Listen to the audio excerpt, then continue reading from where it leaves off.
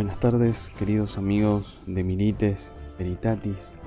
Estamos en esta semana 16 en Milites Veritatis, haciendo este programa, este semanal católico, para brindarles a ustedes lo mejor de este canal, de este semanario. Vamos a comenzar como comenzamos siempre nuestro programa, con una oración consagrando a la Santísima Virgen cada programa. Se lo pedimos a ella, que es la patrona, la dueña de todo este canal. En el nombre del Padre, del Hijo y del Espíritu Santo. Amén. Bendita sea tu pureza y eternamente lo sea, pues todo un Dios se recrea en tan graciosa belleza. A ti, celestial princesa, Virgen Sagrada María, yo te ofrezco en este día alma, vida y corazón. Mírame con compasión, no me dejes, Madre mía, morir en tu santa bendición. San José, ruega por nosotros. María, auxilio de los cristianos, ruega por nosotros. En el nombre del Padre, del Hijo y del Espíritu Santo. Amén. Bueno, en esta oportunidad lo estamos haciendo un día jueves, este programa. Lo estamos haciendo algo distinto porque lo estamos transmitiendo no ya en vivo y en directo, sino que, bueno, estamos haciendo de una forma en estreno, digamos. Lo grabamos con anterioridad a este programa, así que, bueno, vamos a tratar de que cada semana sea así. ¿Por qué?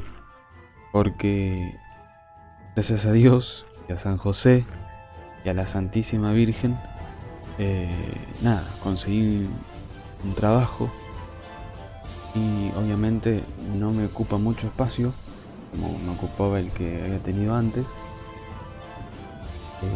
Esto estoy comentando un poco la interna, digamos, lo que es detrás del off, ¿no? De este programa, que lleva tiempo, lleva dedicación y bueno, nada, va a haber menos tiempo para dedicarle al canal, pero no quiero dejar de brindarles esto. Gracias a Dios no es tanto el horario que me tocaría cubrir en este trabajo, pero va a haber trabajo que va a agotar al cuerpo, ¿no? Entonces como que va a haber menos tiempo, porque quizás las primeras veces, hasta que acostumbre el cuerpo para trabajar, necesite descansar. Pero igualmente vamos a hacer un esfuerzo, vamos a pedir a la Virgen que me dé fuerzas, y voy a mantener esto de grabar el programa y subirlo para que esté en estreno y ustedes puedan disfrutarlo, puedan escucharlo y puedan tenerlo todas las semanas como lo venimos haciendo. Quizá, bueno, como vemos haciendo, también algunas que otras semanas no haya programa de Milites Veritatis, sino que, bueno, paso una semana sin un programa y haya de nuevo en la próxima. Pero bueno, vamos a tratar de que sea semanalmente, sí o sí, que se cumpla, digamos, ¿no? Así que bueno, vamos a arrancar con la primera noticia de esta semana, que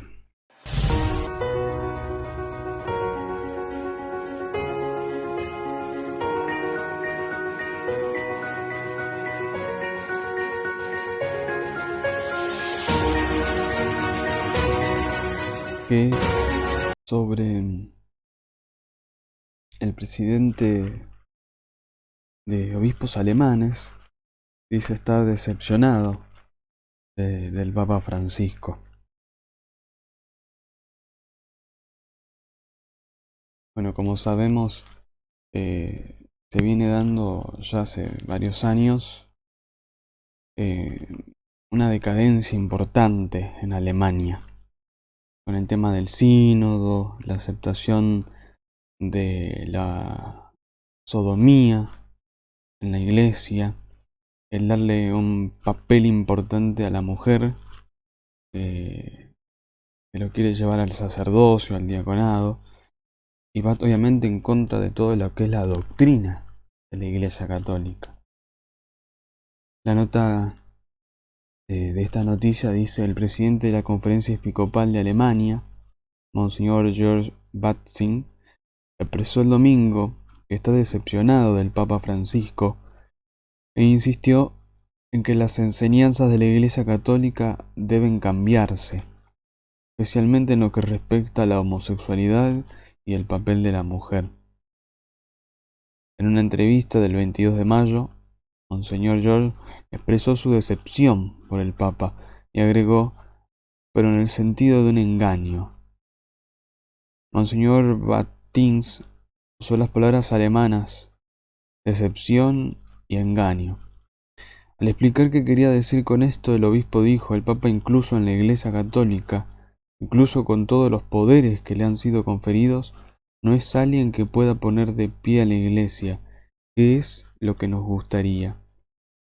Está haciendo lo que puede, es decir, está iniciando un proceso donde todas estas preguntas se ponen sobre la mesa, para el Sínodo Mundial de 2023 y para preguntas, por así decirlo, como: ¿se les permite participar a los grupos? ¿Se les permite participar a los LGTBK?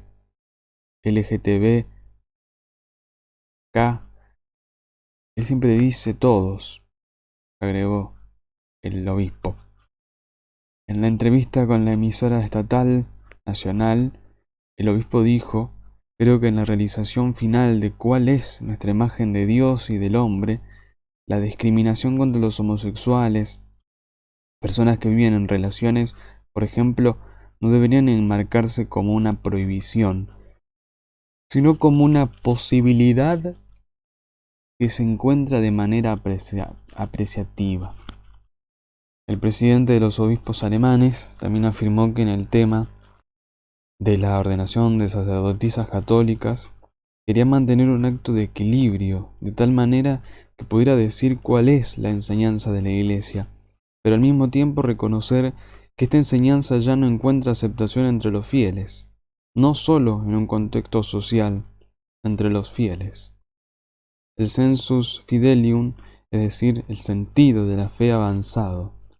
Añadió que este es un signo que debemos asumir teológicamente y que lleva al cambio. Y esto es a lo que me comprometo. Entonces no me siento en el sillón y digo: así es ahora, pero realmente doy mucha fuerza para lograrlo y creo que ese cambio va a suceder. Durante la entrevista, el obispo reconoció que conocía personalmente a otro importante sacerdote, cuya salida pública de la Iglesia Católica la semana pasada fue noticia en todo el mundo. El sacerdote Andreas Sturm, quien fue vicario general de la diócesis de Speyer, también pidió un cambio en la enseñanza de la Iglesia sobre la homosexualidad. Al anunciar su salida de la Iglesia, expresó su frustración por la falta de cambios en la doctrina católica en varias áreas, especialmente la sexualidad y la ordenación de mujeres. Cuando se le preguntó si contemplaría un paso similar al de Sturm, el obispo de 61 años respondió también que consideraría darle la espalda a la Iglesia por completo si tuviera la impresión de que nada cambiaría.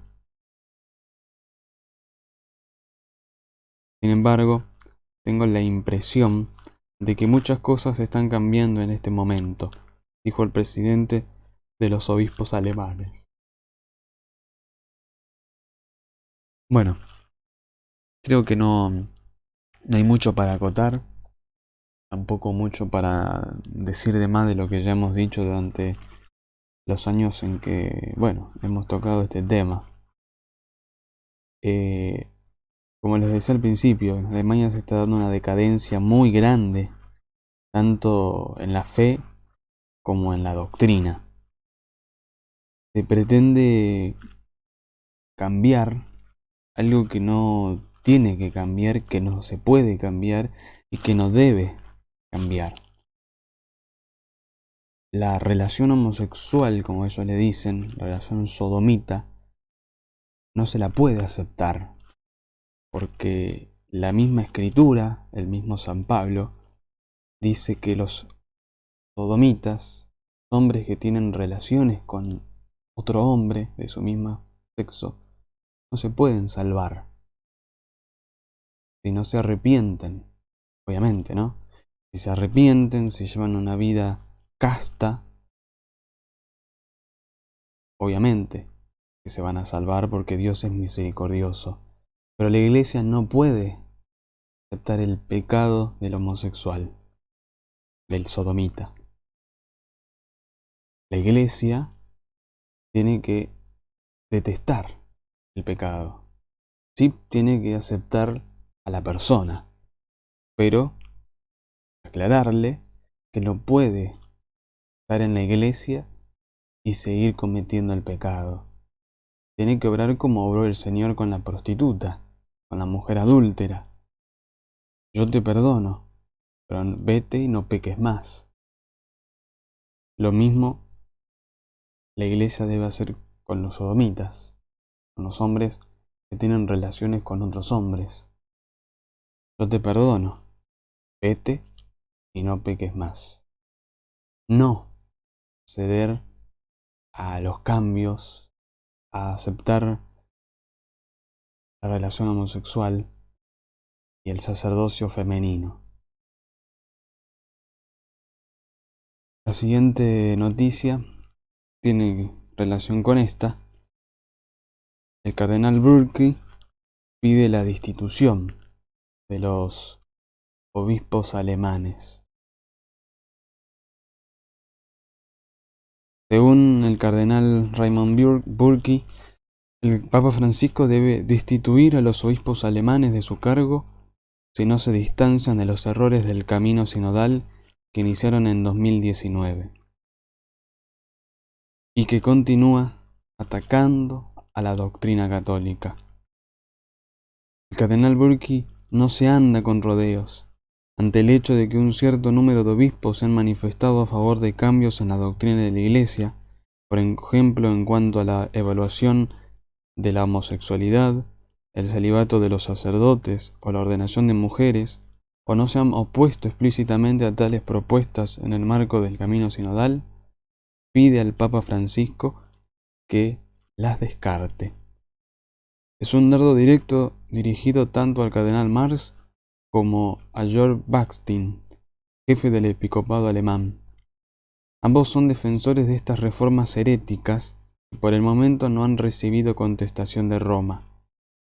El Santo Padre debe desafiar a estos obispos y pedirles que renuncien a las herejías e incluso a las posiciones que van en contra de la disciplina de la Iglesia, dijo el cardenal Burki. Y si no renuncian a sus errores y se corrigen, entonces tendría que destituirlos de su cargo. Esa es la situación a la que hemos llegado. El cardenal pide al Papa que ejerza como tal, ya que una de las principales tareas que tiene encomendada el pontífice es la salvaguarda de la fe, de la moral y de la doctrina católica. El romano pontífice, sucesor de Pedro, es por definición el principio de unidad en la Iglesia, enfatizó el cardenal Burki. De él depende corregir a estos obispos, y si no lo aceptan a la corrección fraterna, si no aceptan su corrección jerárquica como obispo de la Iglesia Universal, entonces habría aplicado la sanción correspondiente para que los fieles sepan que estos obispos no los están guiando en la fe católica. Desafortunadamente la confusión está siendo generada e impulsada por aquellos que están llamados a ser maestros de la fe y pastores del rebaño con claridad y valentía. Según él, los obispos que no defienden claramente la doctrina católica abandonan el rebaño y no resultan ser pastores, sino mercenarios que intentan adaptar la doctrina de la Iglesia a la visión del mundo, a una visión del mundo secular, una visión del mundo sin Dios. El cardenal Burki es uno de los ahora más de 100 firmantes de una carta crítica dirigida al obispo George Batzing, presidente de la Conferencia Episcopal Alemana. En esta carta, obispos y cardenales de todo el mundo advertían que el camino sinodal corría el riesgo de llevar a un callejón sin salida y tener efectos destructivos. El obispo, presidente de la Conferencia Episcopal Alemana, rechazó las críticas, así como las preocupaciones expresadas por los obispos de Escandinavia y Polonia. El cambio urgente en la Iglesia después de la crisis de abuso incluye también la necesidad de desarrollar la enseñanza de la Iglesia. Es necesario entender por desarrollar la enseñanza de la Iglesia un cambio más o menos radical, una evolución contraria a la revelación y a la enseñanza de la tradición perenne, es decir, una enseñanza contraria a lo que Jesucristo, el Hijo de Dios, apuntó. Esta preocupación, cada vez más apremiante de muchos obispos con respecto al camino sinodal, ¿tendrá algún resultado del lado de Roma y del Papa? Lamentablemente, esto es poco probable en vista de la dirección que está tomando el sínodo sobre la sinodalidad en varios de los errores denunciados desde el camino sinodal. En estas páginas nos hemos hecho eco de cómo en muchas diócesis de España, como Madrid, Vitoria o Solnora, la mayoría de las conclusiones y propuestas sinodales, tras la fase diocesana, van en la misma línea que proponen los alemanes. Bueno, este sínodo de sínodos que ha convocado el Papa está dando sus malos frutos, lamentablemente, y en algunos lados casi se podría decir que está llegando al mismo camino de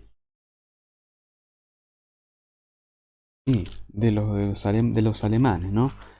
Pero también, no ya directamente, pero de a poco va a ir llegando esos aires a todas las iglesias del mundo, lamentablemente. Por eso hay que pedirle mucho a la Virgen, hay que rezarle mucho a la Virgen para que ella, que es auxilio de los cristianos, nos proteja, nos cuide y nos dé su auxilio oportuno en estos momentos tan convulsivos que está viviendo la Iglesia.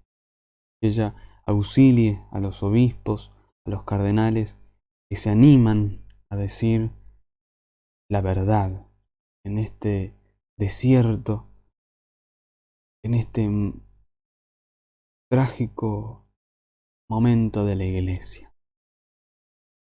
La siguiente noticia es el saludo que envió el Papa Francisco a los argentinos en el Día de la Patria, el 25 de mayo. Durante la audiencia general, el Papa Francisco saludó a un grupo de fieles argentinos, recordando que ayer, 25 de mayo, sus compatriotas celebraban el Día de la Patria, conmemora el primer gobierno patrio de la historia del país en 1810. Hay un buen grupo de argentinos, y en este día de la fiesta nacional de nuestra patria, les envío un cordial saludo a ustedes y a todo el pueblo argentino. Que Dios los bendiga. Durante la audiencia en las afueras de la Basílica de San Pedro, los argentinos presentes flameaban las banderas de su país y portaban un cartel que decía «Viva la patria».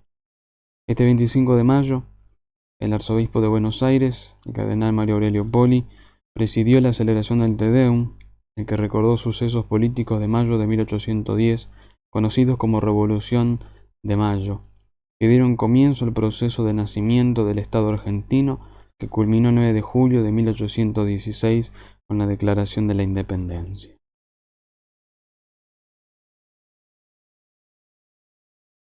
La siguiente noticia es un poco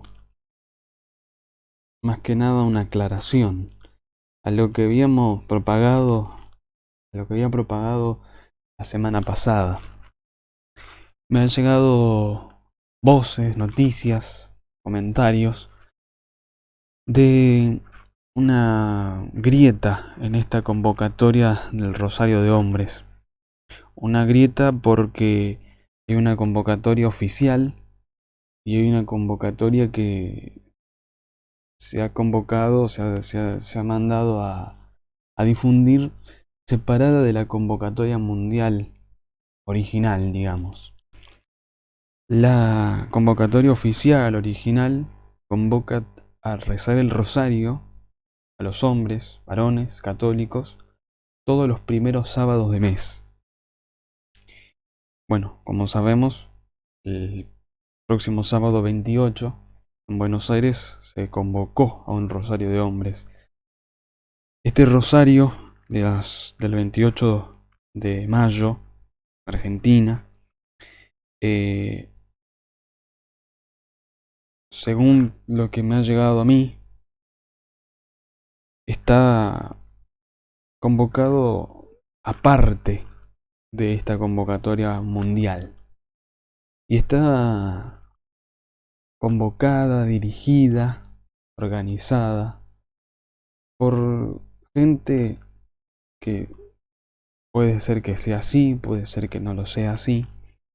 Busca la imagen de esta convocatoria para un apoyo político de un partido liberal, que en definitiva, católico o no católico, está contrario a lo que es la doctrina católica. Liberal no es católico, comunista no es católico, por lo tanto, si es liberal no es católico. Puede estar haciendo una obra buena, que es convocar a un rosario, pero con la intención de buscar otros intereses. No digo que no vayan, los invito a que bueno, vayan, pero con precaución. Este rosario, bueno, ya saben, va a ser en la Plaza de Mayo a las 11 de la mañana, este sábado 28 de mayo. También se va a hacer en Perú y en Costa Rica. A las 9 de la mañana en Perú y en Costa Rica a las 10 de la mañana. Recemos entonces, como bueno, dijimos la semana pasada, por todas esas intenciones que bueno, que convoca a este rosario de hombres. Y también pidámosle a la Virgen que nos acompañe, que acompañe a nuestro país, que acompañe a la iglesia, que acompañe al mundo a recuperar la fe.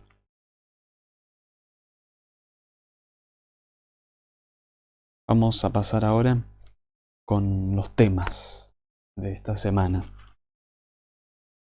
Antes de ayer hemos celebrado la memoria litúrgica de María Auxiliadora, esta advocación de la Virgen tan importante y conocida, difundida por San Juan Bosco, que es el más grande de los difusores de esta advocación de la Virgen.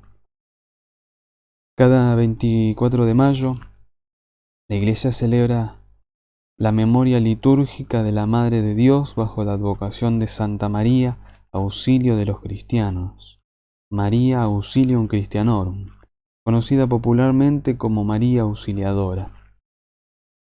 San Juan Bosco nos decía: en el cielo nos quedaremos gratamente sorprendidos de conocer todo lo que María Auxiliadora ha hecho por nosotros en la tierra. Esta hermosa piedad ha estado presente en la Iglesia y en la vida de los fieles desde muy antiguo, cada vez que algún cristiano, hijo de María, atraviesa por alguna dificultad. Los cristianos de los primeros siglos aprendieron a invocar a la Virgen con el nombre de Auxiliadora. Los dos títulos más frecuentes que podían leerse en las antiguas iglesias o monumentos de Oriente eran Theotokos o Boeteia. Theotokos, Madre de Dios, y Boeteia, Auxiliadora. Santos como San Juan Crisóstomo, San Sabás y San Sofronio hicieron uso de ambos títulos para referirse a la Madre de Dios. San Juan Crisóstomo, patriarca de Constantinopla y padre de la Iglesia de Oriente, define así a la Virgen María: auxilio potentísimo, fuerte y eficaz de los que siguen a Cristo, mientras que San Juan Damasceno fue el primero en difundir una jaculatoria dedicada a la Auxiliadora. María Auxiliadora, ruega por nosotros. Hacia el año 733, San Germán de Constantinopla escribió un bello texto: Oh María, tú eres poderosa auxiliadora de los pobres, valiente auxiliadora contra los enemigos de la fe, auxiliadora de los ejércitos para que defiendan la patria, auxiliadora de los gobernantes para que nos consigan el bienestar, auxiliadora del pueblo humilde que necesita de tu ayuda. En el siglo XVI, el Papa Pío V, gran devoto de la Virgen después de la victoria cristiana sobre los ejércitos musulmanes en la batalla de Lepanto, ordenó que se incluyera en el corpus de las letanías marianas la invocación a María, auxilio de los cristianos.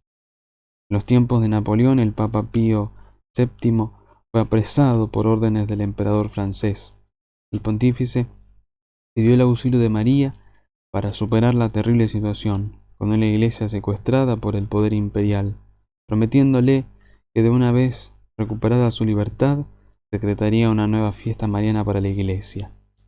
Una vez producida la caída de Napoleón, el Santo Padre retorna triunfante a la sede apostólica en Roma el 24 de mayo de 1814 y decreta que esa fecha sea destinada para celebrar cada año la fiesta de María Auxiliadora. Un año después de estos acontecimientos nacía San Juan Bosco, a quien la Santísima Virgen se le apareció en sueños para pedirle que construyera un templo en su honor, con el título de Auxiliadora. Es así que el santo italiano inició la construcción de dos monumentos, uno físico, que es la Basílica de María Auxiliadora en Turín, y uno vivo, conformado por las religiosas hijas de María Auxiliadora. Don Bosco solía enseñar a los jóvenes que él y muchos fieles devotos de la Virgen Auxiliadora habían obtenido grandes favores del cielo.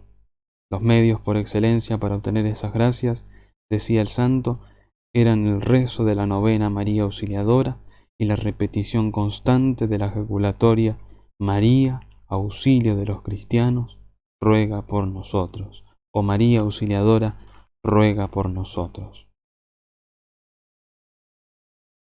Encomendémonos entonces a María Auxiliadora, Reina de la Iglesia Católica. También estamos en estos días previos a hoy, estuvimos transcurriendo el triduo previo a la Ascensión, y que la Iglesia la llama con el nombre a estos 3 días anteriores rogativas. La solemnidad de la Ascensión es una fiesta cristiana que se celebra 40 días después del domingo de la resurrección del Señor, todavía durante el tiempo pascual, y que conmemora el ascenso de Jesucristo al cielo en presencia de sus discípulos, de su madre y de las mujeres que lo seguían, tras anunciarles que les enviaría el Espíritu Santo para que los asistiera hasta su segunda venida. Esta solemnidad es una festividad litúrgica de muy antigua data, aunque no hay evidencia documental de su existencia previa al siglo V, cuando ya es posible encontrar dípticos y frescos alusivos. San Agustín de Hipona señaló que era una celebración de origen apostólico y se refirió a ella como una festividad de carácter universal en la Iglesia desde antes de su tiempo. Según el calendario litúrgico tradicional, la Iglesia celebra las llamadas rogativas durante los 3 días previos a la Ascensión, vale decir, los días 37, 38 y 39 después de la Pascua. La expresión rogativa viene del latín, así como el término letanías proviene del griego, y es sinónimo de oraciones, súplicas e invocaciones, o de ruego. En un sentido más estricto reciben este nombre las oraciones públicas, hechas por la Iglesia en los 3 días que preceden a la fiesta de la Ascensión, para pedirle a Dios la conversión de los bienes de la tierra, la conservación, de los bienes de la tierra y la gracia de estar libre de los azotes y las desgracias. El Directorio de Piedad Popular incluye las rogativas dentro de las procesiones y las define como una súplica pública de la bendición de Dios sobre los campos y sobre el trabajo del hombre, y tienen también un carácter penitencial. Incluso el mismo quinto domingo de Pascua recibe el nombre de Domingo de Rogativas. La razón es que el Evangelio de esa dominica, Cristo nos enseña que cuando pidamos al Padre en su nombre, nos será todo dado. Entonces, bueno, estos 3 días previos son, de alguna manera, además de prepararnos para la ascensión del Señor, para pedirle al Señor, para rogarle a Dios misericordioso que nos perdone nuestros pecados y que también nos dé el bienestar del trabajo del campo, de los frutos que se obtienen en el campo, y también para que nos libre de las pestes y de todo aquello mal natural que pueda suceder. Ayer, como decíamos en la noticia, se llevó a cabo el Te Deum. ¿Qué es el Te Deum?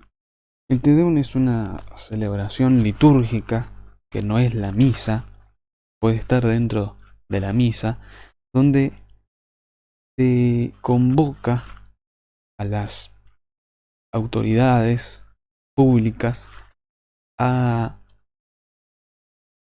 asistir a la iglesia para darle gracias a Dios por los beneficios a la iglesia, a la patria, al pedirle su protección, pedirle los beneficios necesarios.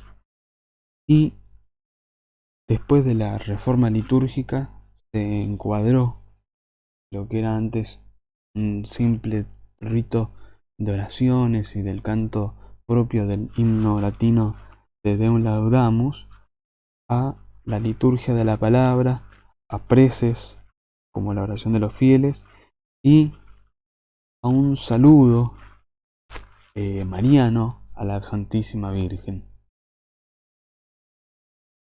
Protocolarmente, el presidente, el gobernador llegan a la iglesia catedral, donde generalmente se producen estas ceremonias.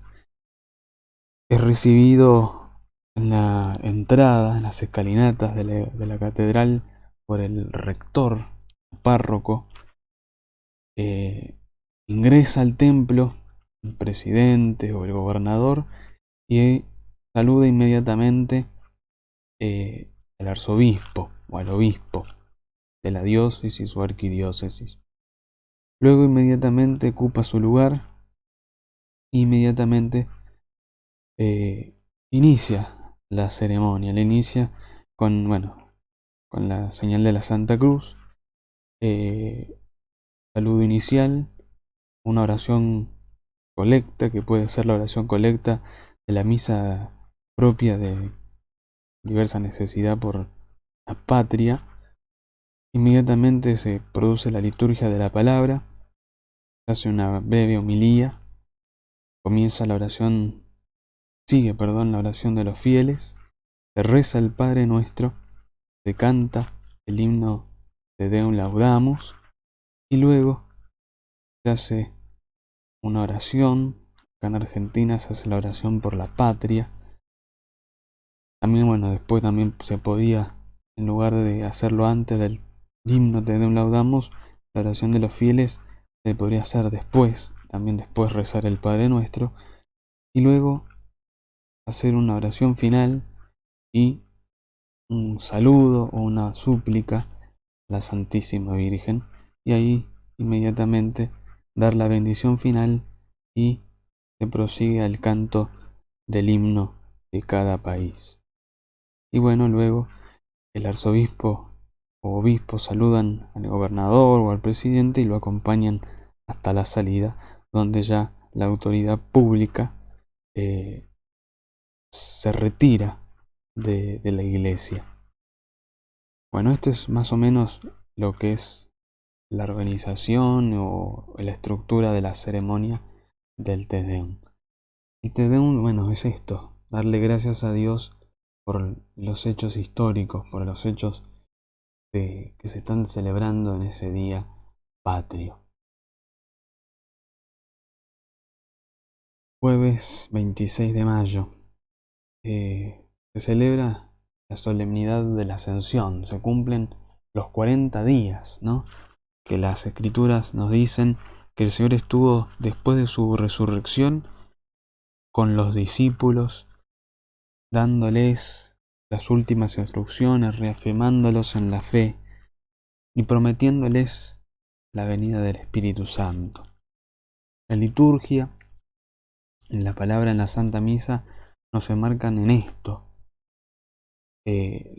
A partir de la sexta semana de Pascua, la Iglesia se comienza a sumergir en la segunda etapa de la Pascua, que es la preparación para la venida del Espíritu Santo en Pentecostés, pero que también tiene de trasfondo un sentido de despedida, tiene un clima de despedida del Señor, y que la liturgia de la palabra la toma de la última cena, donde el Señor se despedía de sus discípulos con palabras expresas.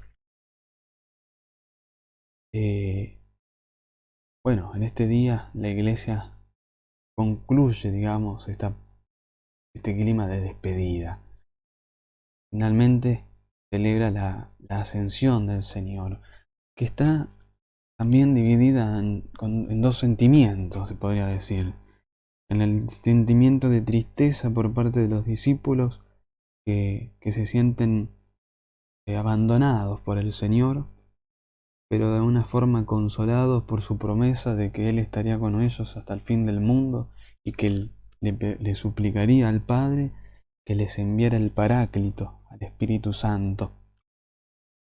Y también el otro sentimiento es la alegría de la Iglesia, porque ve a su Redentor, a su Señor, ascender a los cielos por su propio poder y ocupar su trono en la derecha de Dios.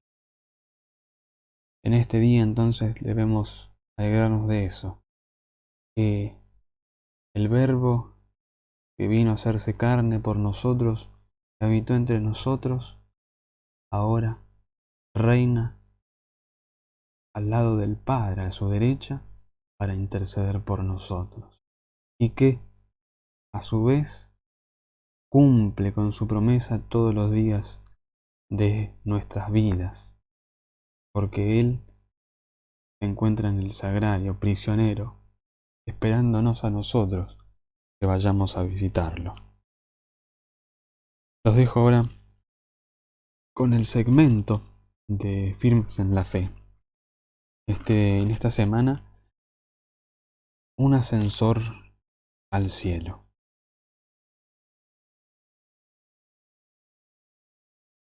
Concebida. En octubre de 1997, San Juan Pablo II proclamaba doctora de la Iglesia a Santa Teresa del Niño Jesús. ¿Qué tenía para enseñarnos esta nueva doctora de 24 años, muerta con 24 años, y que jamás pisó un aula universitaria? Pero ahora, según Juan Pablo II, con una doctrina luminosa, original, porque se centra en el mensaje evangélico, en los orígenes verdaderamente, pero con una novedad en la presentación para nuestro tiempo, para nuestra gente. ¿Cuál es su novedad?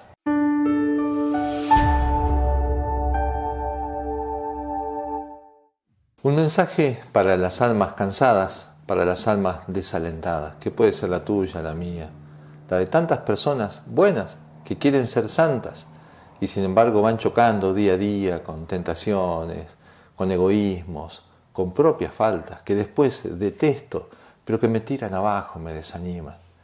Santa Teresita también sintió el desánimo. Ella leía vidas de santos, se emocionaba, pero veía a los santos como águilas poderosas que rozaban el sol en la altura. Y ella se sentía como un débil pajarito mojado, chapaleando en un charquito de agua y de barro. Pero no lo decía con falsa humildad. Verdaderamente estaba convencida de que era así. Y verdaderamente era pequeña, era frágil. Escuchaba muchas predicaciones acerca de la justicia y de que era preciso reparar los pecados que tanto ofendían al corazón de Cristo. La Iglesia siempre predicó la reparación, predicó la importancia de no ofender a Dios, pero esa no fue la única predicación. En ese momento se había acentuado mucho esa predicación de parte de buenos sacerdotes, pero todo esto un poco lastimaba el alma tan sensible de Santa Teresita y de alguna manera la encerraba porque la hacía mirar mucho todo lo que no hacía, lo que debería hacer y no podía hacer. Y esto le cortaba las alas. En una oportunidad, un buen sacerdote en un retiro, un recoleto, se ve que la entendió a Santa Teresita, a esta jovencita, y ella va a reconocer, me lanzó en brazos del amor. Le hizo entender que verdaderamente lo más importante no era luchar contra el pecado. Eso es más bien una consecuencia, pero lo más importante es amar a Dios y es amar al prójimo. Y por amor después voy a tratar de luchar contra el pecado o salir de él si he caído. Pero Santa Teresita sigue encontrándose frágil y débil y con unos deseos enormes de ser santa. Ella va a pensar, Dios puso en mí estos deseos. Estos deseos no pueden ser algo malo. Estos deseos coinciden, y lo sabemos, con la Escritura. San Pablo dice que es la voluntad de Dios vuestra santificación. Y Jesús dice, sean perfectos como el Padre Celestial es perfecto.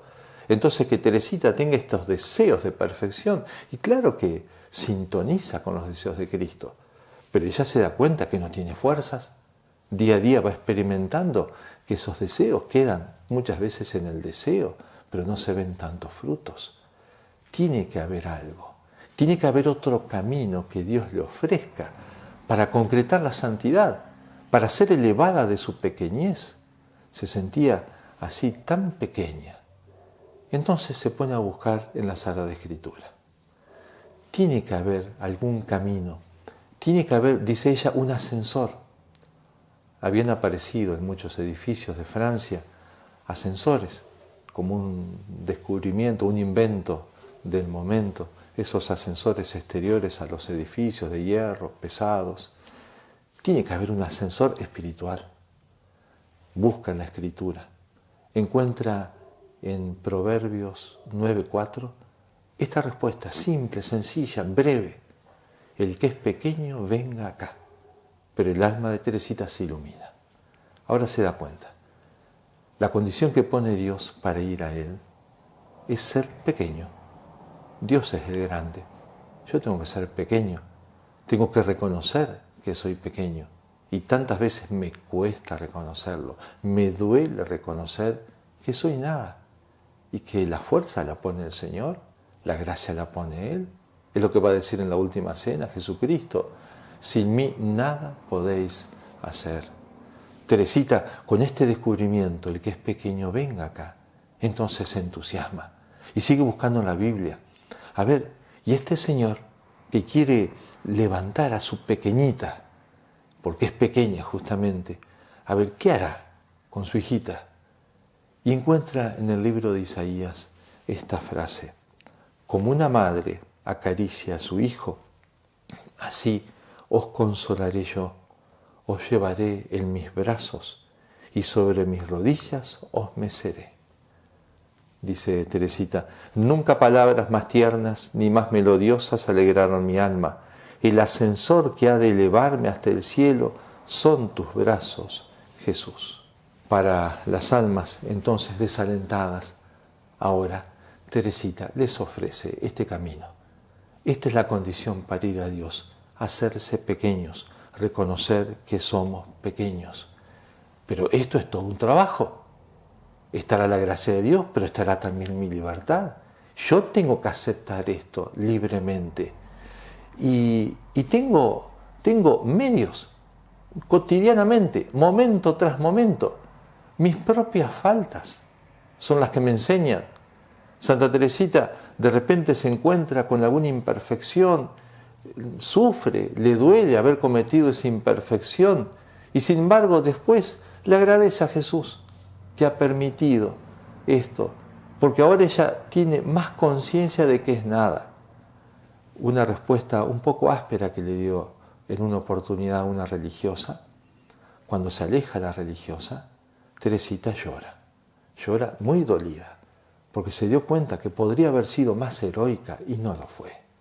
Lo siente como una gran ofensa, llora profundamente pidiendo perdón a Dios, pero después, llena de confianza y de humildad, le da gracias a Dios, porque dice: Señor, permitiendo esta falta, me manifestaste, me mostraste, me demostraste lo que soy. Después va a decir: las luces que recibo sobre mi nada, las considero más importantes que las luces que recibo sobre la fe. Esto lo tengo también yo al alcance de mis manos. Ustedes también. Defectos, pecados personales, frustraciones, cuántas cosas tenemos. En vez de que esto se convierta en un agobio, en una tortura, no, que se convierta en ocasión de hacer actos de humildad, de reconocerme. Aquello que Jesús le había dicho a Santa Catalina de Siena: recuerda siempre que yo soy el que soy y tú eres lo que no es. La criatura que se mantiene en esa humildad esencial, después es dócil en manos de Dios. Y Dios puede hacer de esa jovencita otra gran doctora, como Santa Catalina de Siena, y una gran santa. Así también lo puede hacer en vos, en mí, en todos nosotros. Pero hay que animarse a esto, animarse y resignarse a ser pequeño, dice Santa Teresita. Son pocas las personas que se reconocen pequeñas, decía ella, pero son menos todavía las que consienten en seguir siendo pequeñas.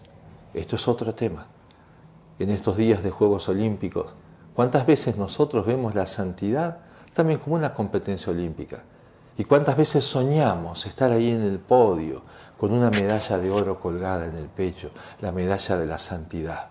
Pero como fruto de un esfuerzo, de un trabajo atlético, y ahora sentir las cámaras de televisión y las fotos y las alabanzas y los honores de todo el mundo. Ahora soy un santo del cielo. Esto es un poco ridículo lo que digo, pero muchas veces nosotros somos los ridículos que lo tomamos así. Esa no es la santidad. La santidad es mucho más simple y más sencilla. Es del que se entrega a Dios, del que reconoce ser pequeño y que el santo por excelencia es Dios. Esto nos lo enseña Teresita. Y con una fábula, con una parábola, mejor dicho, que ella escribe en una carta pocos meses antes de morir. Hermosísima. Le escribe un misionero que estaba en el Oriente, el padre Bellier. Yo así entiendo la infancia espiritual, le explica a Teresita en su lecho de enferma con esta carta. Supongamos que un papá tiene 2 hijos traviesos y que han cometido una fechoría.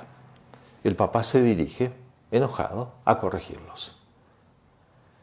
El chico más grande tiembla, sabe perfectamente que merece ser castigado, llora, arrepentido y también de temor.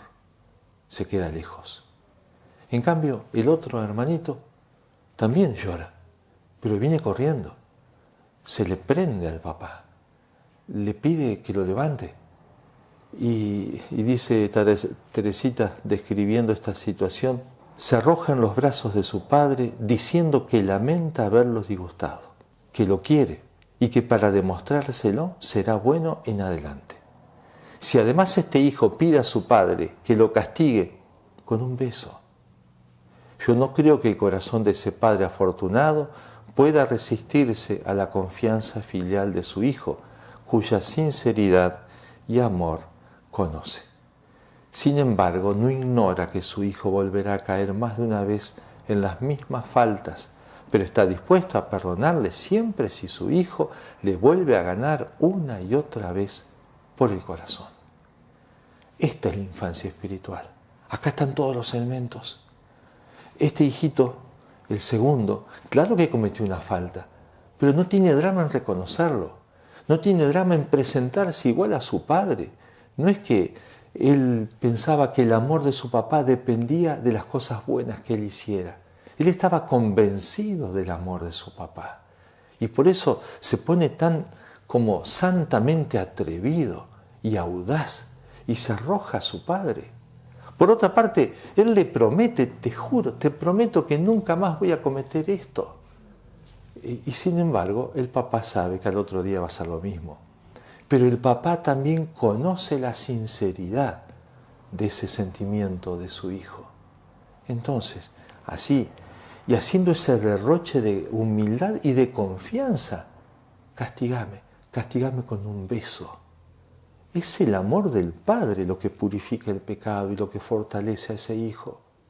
Esta certeza la tiene Teresita y así ha vivido en medio de muchas penas, en medio de grandes tentaciones, inclusive contra la fe, en medio de percibir su propia fragilidad, que muchas veces iba a la iglesia, se dormía, reconocía que jamás había podido rezar un rosario entero sin distraerse, y no se desanimaba, no pensaba que la santidad ya era un caso perdido para ella, porque siempre tenía presente que era preciso hacerse pequeña para ir a Él, que los brazos que la elevarían serían los brazos del mismo Dios, y que Dios, Padre bueno como es, conoce bien el corazón de sus hijos, y sabe tomar bien en serio los auténticos deseos de sus hijos. Y cuando este hijo desea mejorar, cuando este hijo desea ser buen hijo, cuando este hijo desea amar en serio, entonces el padre se da cuenta y el padre lo levanta. De esta manera y con esta paz, Teresita va creciendo en santidad y va creciendo en el amor, que era lo que más le interesaba, porque ella se llegó a dar cuenta que de todas las vocaciones que podía haber, que ella en sus deseos quería ser todo, quería ser misionera, quería ser anacoreta, quería ser mártir, pero que todo eso estaba resumido en el amor. En el cuerpo místico de Cristo ella quería ser el corazón, quería ser el amor del cuerpo místico de Cristo.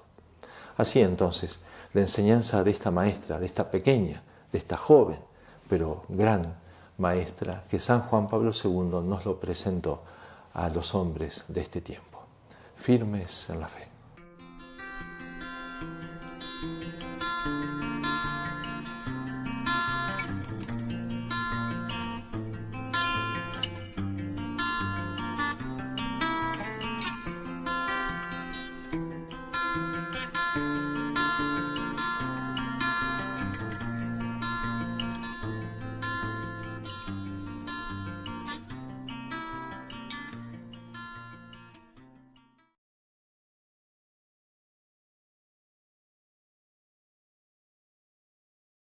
Bueno amigos, vamos ahora a pasar a lo que es la columna de esta semana.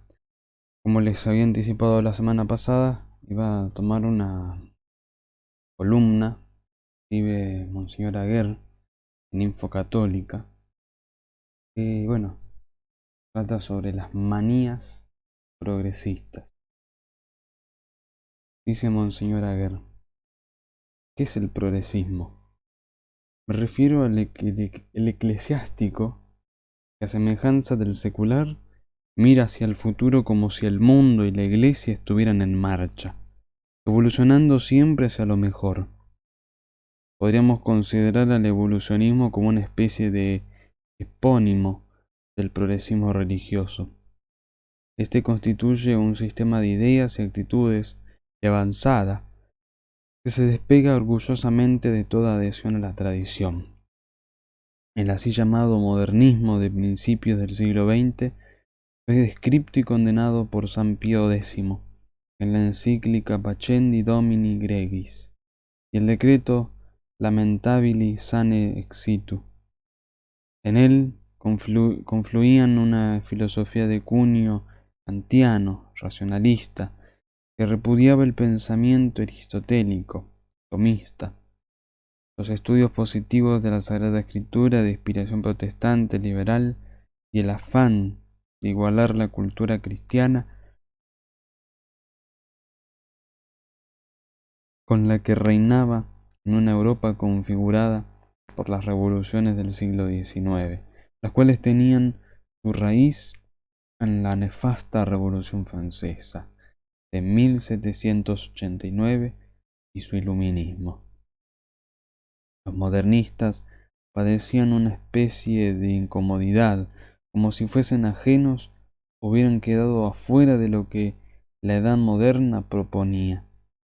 Además, reinaba en el modernismo la confusión entre la doctrina, sus contenidos y los modos de expresión. En ese capítulo, el progresismo posconciliar lo supera ampliamente. San Vicente, monje galo, romano, del monasterio de Lerins, a mediados del siglo V había distinguido en su conmonitorium entre la expresión de la verdad cristiana y lógicamente se reubicaba en las diversas épocas y culturas expresándose de un modo nuevo, pero sin modificaciones o añadidura de cosas nuevas. El progresismo católico se desarrolló bajo el influjo del llamado espíritu del concilio.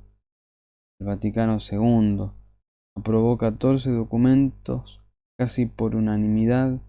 En ellos se presentaba el catolicismo puesto al día, en virtud de una clara intención de ayornamiento. Las discusiones y enfrentamientos esbozados ya en los debates conciliares se agravaron posteriormente en divisiones dolorosas que confundieron a muchos sacerdotes y fieles. Hay recordadas expresiones de Pablo VI que invitan a la circunspección en la valoración del concilio y permiten reconocer la gravedad de los años que le siguieron con la imposición de las arbitrariedades progresistas. Esperábamos una floreciente primavera, sobrevino un crudo invierno. Por alguna rendija, el humo de Satanás se ha introducido en la casa de Dios.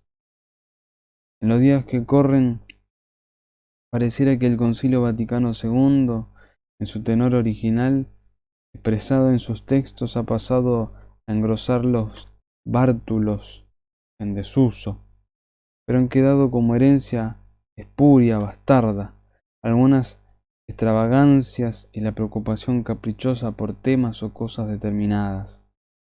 Incluye muchas cosas, una cierta ojeriza o mala voluntad contra la tradición y quienes se apoyan en ella. La primera acepción académica de manía la caracteriza de modo mucho más negativo. La presenta como una especie de locura o delirio general, con agitación y tendencia al furor. El término tiene origen en la antigüedad griega, en Heródoto y Sófocles.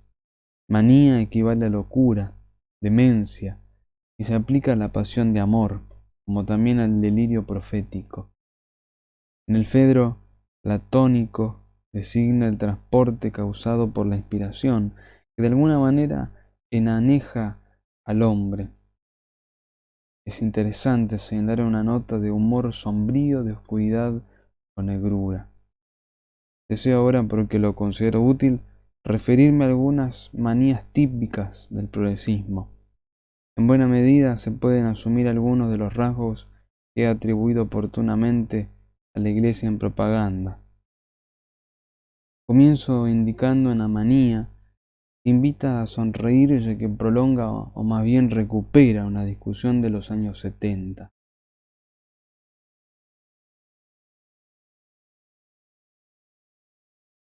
La rabieta ideológica contra la sotana, la cual se descarga contra los pocos sacerdotes que algunas veces la visten.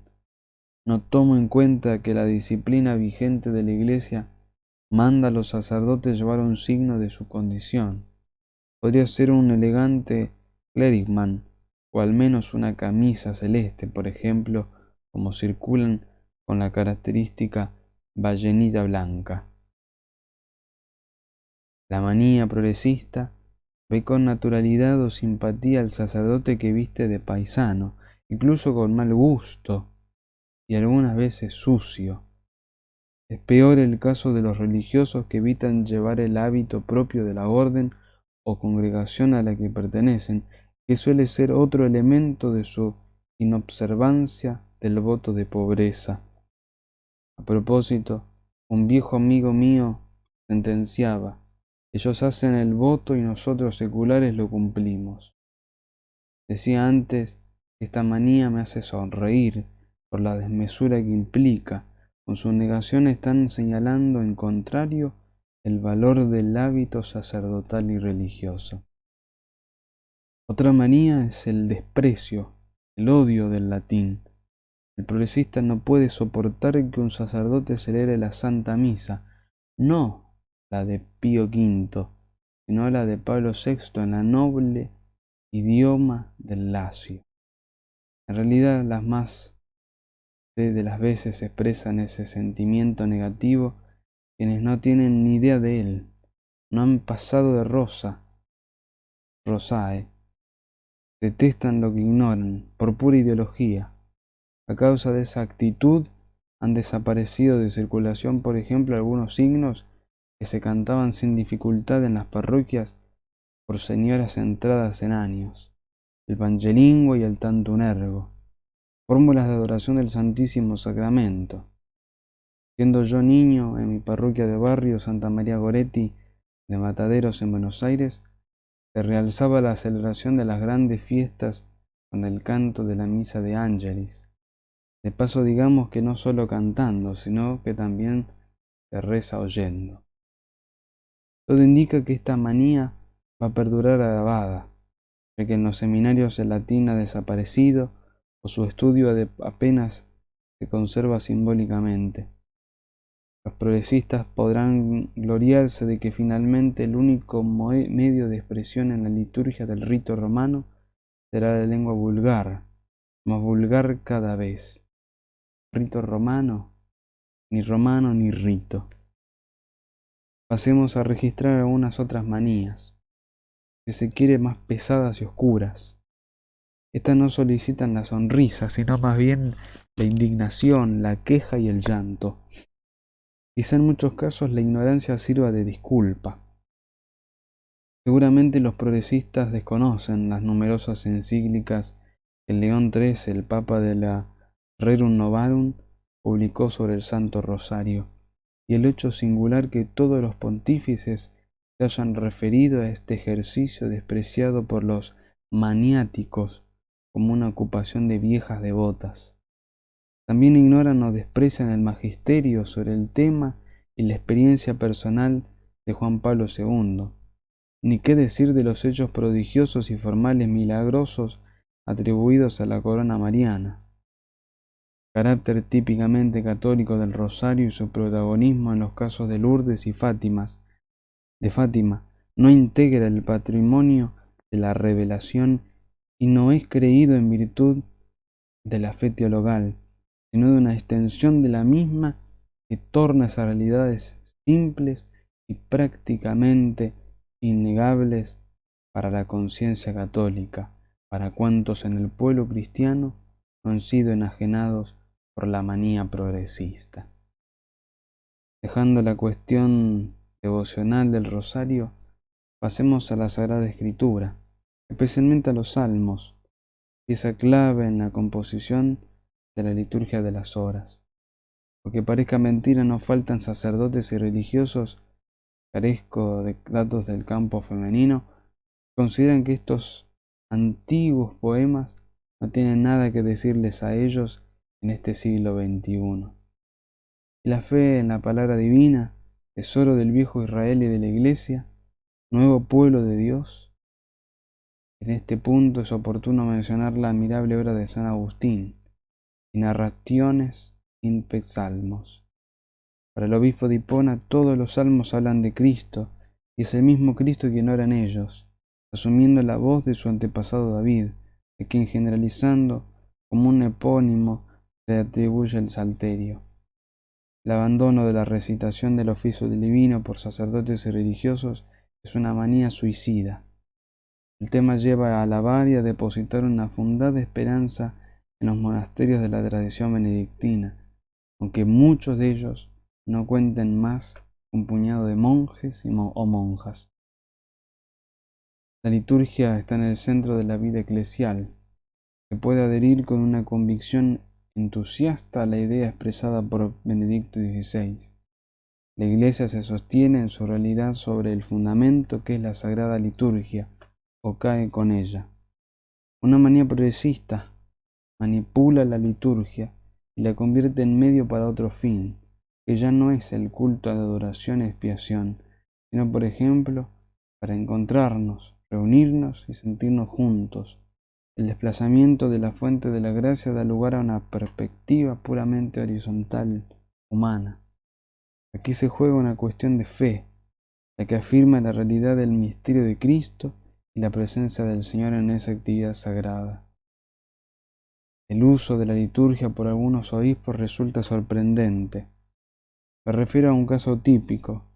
Se prohíben las misas en las parroquias algún día de fiesta o una importante solemnidad para que todos los fieles vayan a la catedral, donde el pastor diocesano quiere ser protagonista en un acto que es ocurrencia suya, una pretensión extravagante. No me refiero a la misa crismal, la cual suele celebrarse en la mañana del Jueves Santo o en una fecha cercana, sin colisión con la vida normal de las diversas comunidades. No es difícil reconocer que por diversas razones la mayoría de los fieles no acudirá a la cita episcopal y se quedará sin la Eucaristía en este camino. Y se quedará sin la Eucaristía ese domingo, esa fiesta o solemnidad. El daño ocasionado por esta manía no se percibirá inmediatamente, solo al cabo de algún tiempo, sobre todo si el hecho se repite. Se revelará en la deformación de la mentalidad de los cristianos. Bueno, la columna sigue, pero en pocas palabras, Monseñor se dedicó a numerar y de alguna manera, explicar de qué se trata las manías de los progresistas.